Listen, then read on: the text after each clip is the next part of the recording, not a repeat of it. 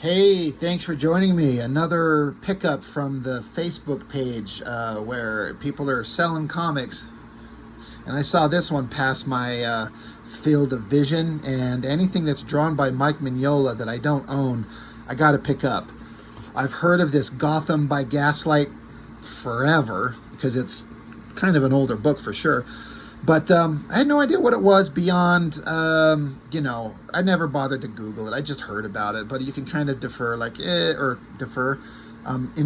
is that the right word? That it's, Batman, but set in olden times. Right? So now that I've got it, writer Brian Augustin, Mike Mignola, P. Keg Russell, I believe, is the inker. And I feel like those guys, Mignola and Russell, have worked together before, but I'm not sure where. I'm trying to remember. I own that Dracula book that Mignola did, but I think he inked the whole thing himself. So I'm not sure where I know this P. Keg Russell's name from, but it is familiar and I associate it with Mignola. But this is, earlier Mignola artwork. It's not where he got into the heavier shadowed style. I mean, it's certainly got a heavy shadow look to it for sure once we get inside of it, but there's just something different. It's kind of hard to explain to anybody who's maybe not a comic fan or aware of Mike Mignola's artwork. It's he's got this undefinable, hard to explain style that's like the furthest thing from like the Image Comics era type of work, but somehow it's still so evocative and moody, and his compositions are just first rate. Even when he was a younger artist, Mignola certainly had an ability to understand storytelling that surpassed a lot of the more quote-unquote popular newer artists of the day that made big visually exciting stuff.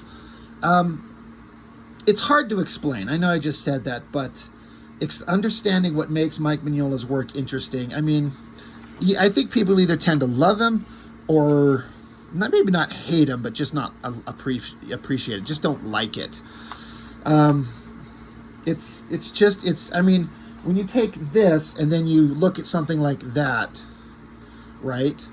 It's just worlds apart different. Like, which one captures your eye just at a glance? Probably the bright, colorful imagery, the glossy paper, the hot woman's ass, and the shiny metal, outfit that she's wearing. So it's kind of interesting to juxtapose these things where they're so different. It's a comic book, but it's just a different way of visually showing something. But this Mike Mignola, this is basically like a retelling of Bruce Wayne's origin. A couple, a kid is there, a guy shows up and shoots him down. I love the coloring on this. Who does the coloring? David Hornung, Hornung, Hornung. Never heard that name before, but I like that it's this kind of monochromatic kind of tone to make it feel like it's just a different scene. It's different than anything else you're going to see in the book, and it works. It's really interesting. And again, the simplicity of the storytelling, like when you have a figure that's hidden almost in complete silhouette except for his face, like here, but you still understand what you're seeing. Like even this, there's a horse-drawn carriage up in this top panel, and you see just the hint of the horses, and then a guy up top with like a top hat, barely the indications of the carriage and the wheel itself, but you understand immediately what you're looking at.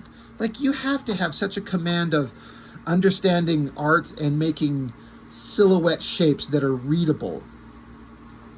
And that's just what this guy excels at, this Mignola. So, great opening scene, kind of a recreation of the Batman origin. And then we get into what would be the modern day. Interesting color, like dark, moody kind of outside, and then inside with this lighting, these color tones on their faces. It's I don't know. I feel like I'm just going to repeat myself. Where I'm like, anybody who doesn't know otherwise would look at this and think like it might be kind of boring, but something about the artwork just works. And of course, it helps if you're like super invested in the story. Now, I do have to admit, I have not yet read this entire book. So why am I talking about it? I don't know. I just don't see myself getting through it anytime soon just because I'm so busy with other stuff. But I have flipped through it. I did get the gist of it all, but I'm just so excited to show this Mike Mignola work. Like all these faces, for example, the evolution of his art, just clean open shots of their faces, where his later works would always have, not always, but it would seem like for the most part, heavier shadow on everything everywhere in a way that's a different kind of way of illustrating mood and lighting. But this is not where he's doing it that way quite yet. When was this printed? 1989. So he's still a couple years away before he reaches Hellboy level. But, and then again, drawing a book like this, where it's a period piece, so you got to get their clothing right.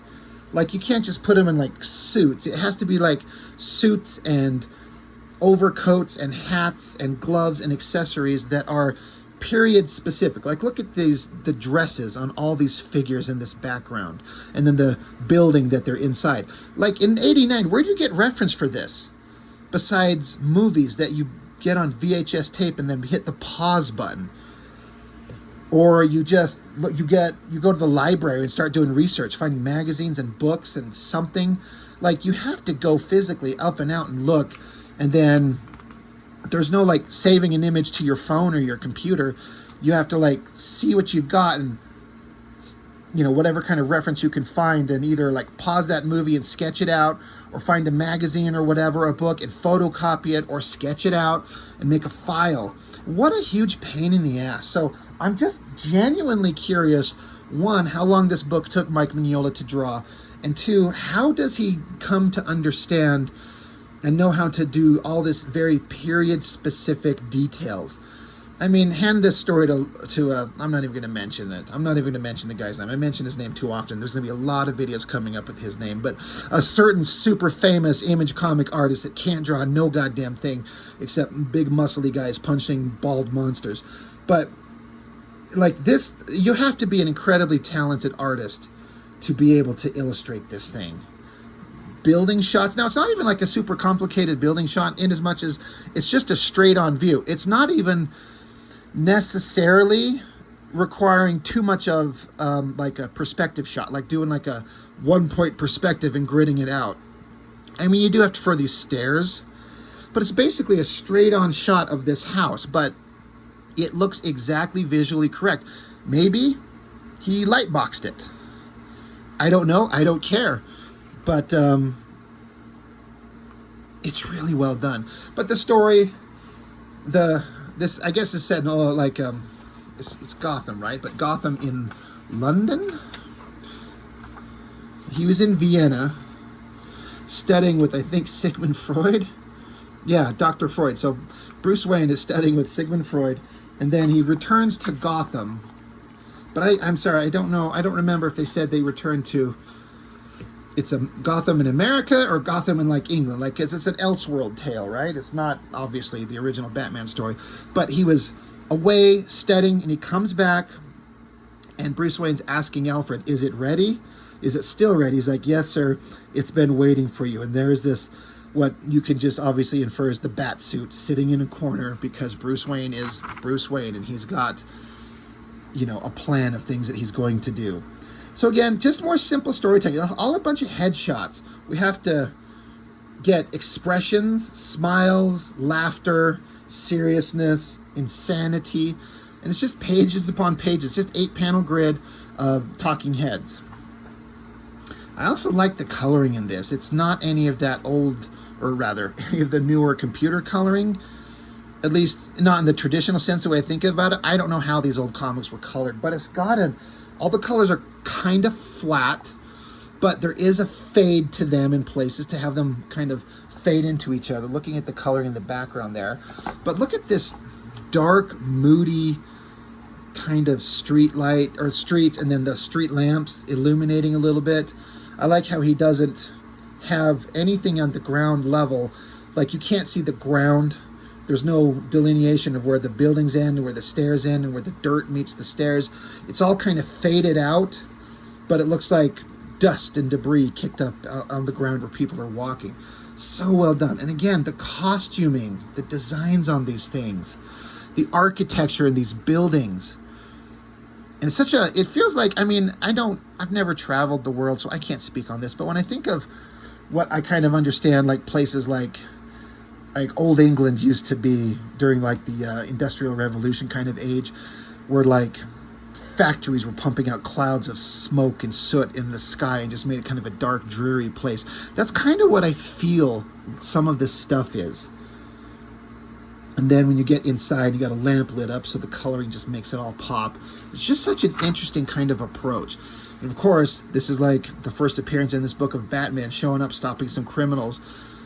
Awesome, dark, moody shot. I love the design. Look at this Batman. Like, you got the pointy ears, he's got a big, like, popped collar, and then, like, the way that some old trench coats would be back in olden times. I don't understand how or why they were that way, but they had this, like, top flap on the shoulders, and then the rest of the trench coat would come down. Kind of built this cape and this outfit the same way. I don't understand the reason for the design of coats that way, but to have it match the Batman's cape for this period piece, so cool. And then we get the cut up newspapers to kind of show like a montage of scenes of like where Batman has shown up, and then newspaper clippings explaining to the public of this Batman that's out there, you know, menacing people, menacing criminals. Who is he? What is he? Great architecture. It looks like the buildings that you've seen, like looking in the Hellboy books. I've been looking through the Hellboy in Hell Artisan Edition, and all the buildings had the same kind of like old world kind of look. I think it's something that Mignola definitely studied and liked. But again, more just shots of people in period specific clothing. God, this would be so hard to do. God, this character up here, this guy in the corner. Anybody see that Seth MacFarlane movie, A Million Ways to Die in the West? And they had Neil Patrick Harris play that snarky douchebag with the mustache. That looks just like him right there. I'm sorry, that's just the first thing I thought of when I see that character right there. That Million Ways to Die in the West is actually a really funny movie. I like that a lot. Another great landscape shot. And again, all the figures where they're drawn and then it kind of goes into a shadow and then like cross hatches out and fades out the figures before their feet touch the ground, and then it gives it this smoky fog mist on the ground. And the perspective on it, God, it's so good. It looks easy, but it's not. I talk about things being deceptively simple. And then, of course, the whole story, the villain that he fights is a Jack the Ripper, which is an interesting... So, again, this has to be Gotham in England. But, yeah, here's a murder scene. Guy killing, stabbing, and then look at the blood coming towards us. So well done. So Batman's on the case to stop Jack the Ripper. Really neat. And all these little simple silhouette shots. Sometimes the coloring, this drab background color against the dark silhouette of the Batman himself, almost makes it kind of hard to see. But in a way, that's exactly what Batman should be. He wears dark colors for a reason, so he blends into the dark. So it's a challenge to draw this character in a way that where he's hidden in shadow, but then you can still follow the story. Really nice. Look at this exaggerated expression on this guy, that big ridiculous shit-eating grin. So great. More people standing around in old-timey clothes, talking, working out the story. It's just great. It's a lot of newspaper clippings to, you know, as an expositional device. Yeah.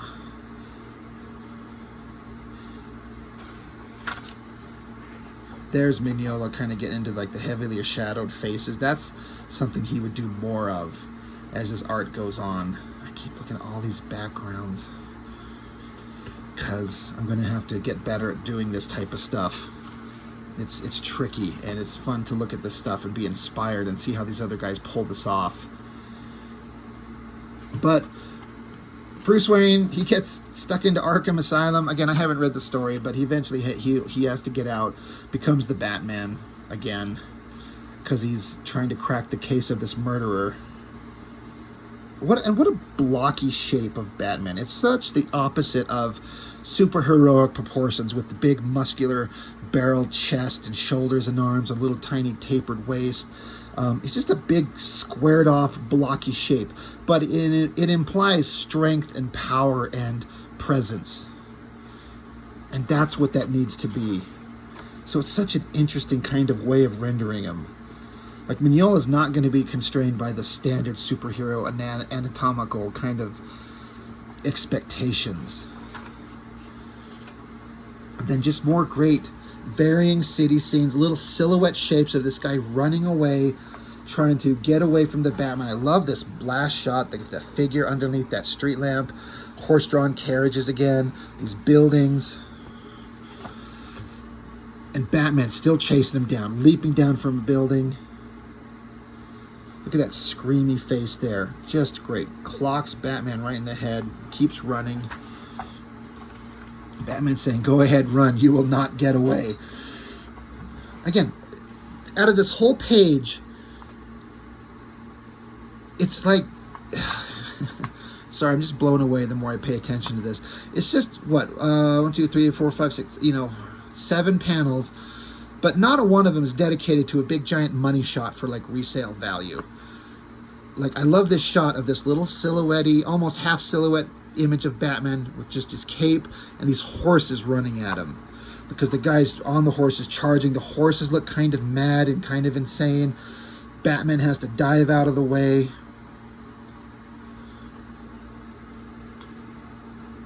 Great shots. I would like to see these in the original black and white. There's not many artists that work perfectly in black and white, but Mike Mignola is definitely one of them, and sometimes I almost prefer it that way. As much as I do like the coloring on this, I almost wish that it was almost like a black and white with gray tones. I think that could be interesting. Maybe have some glows to make things pop a little bit more. I don't know. I'm no expert at this. I'm sure this might be blasphemy for some people for me to say. I like the coloring, but I wish it could look a little bit different. But it can be kind of drab, but it also fits the style of the story so well. So Batman catches this Jack the Ripper, stands there with this big blocky figure again, looking awesome. And then we get shot over to, scenes from a different time, a different place, so the color palette changes completely to put you in another environment. Perfectly done. Yeah. It's just so great. Batman unmasks himself. This is an old school Mike Mignola look with these mouth and those lips like that. I've seen him do that in his older work, and it's a really weird looking thing that he did that he kind of moved away from, it seems like. It's a kind of a strange thing. I'm not saying I dislike it, but it's a really odd kind of mouth. Those big pursed lips. Kind of strange. But anyway, Batman finds out that this guy is responsible for his parents' death. And Batman's like, "I should kill you." And the guy's like, "Yes, kill me." But then Commissioner Gordon shows up, and they're going to take both of them into custody. Batman says, "This is the killer. This is the Jack the Ripper." And the Jack the Ripper admits to it. Then the Ripper pulls out a knife and goes to slash at Batman while he's distracted. So the cops, or Gordon, opens fire, kills Jack the Ripper. Batman's like, "Thank you, Inspector." And so Batman's like, "Look, this is the guy. He's a madman. You've got enough evidence. You can release Bruce Wayne from prison," which, of course, no one knows Batman is Bruce Wayne. And then so Commissioner Gordon's like, "Yeah, but you," and Batman says, "I am leaving." And he just disappears. Like, there's a little simple silhouette of him in between the trees, and then he's just gone. And then we end on a silhouette of him doing the standard kind of Batman thing on top of a gargoyle overlooking the city, except it's just this old-timey city, so it's not glowing full of city lights and skyscrapers with office building lights. It's just this dark drab thing with the moon in the distance. And they're like, you know, it appears that Gotham has found its guardian angel, and I think we're going to need him. So, really interesting concept. I was going to say this would make a great movie. It would make a great animated movie, but has it even been done? I don't know. I don't follow any of these animated movies anymore, really. Have there been any more books done with Gotham by Gaslight, or is this the only one? For some reason, I thought it was some kind of like series, but I can also see if it's just like a one-off, like maybe this gag only works one time. So I don't know. You guys, let me know. Is there any more books like this? Did it continue on? Are there any more adventures of this version of Batman? I'd be curious to know. But that is all I've got for now. So thanks for watching. I appreciate it, and I will see you on the next one.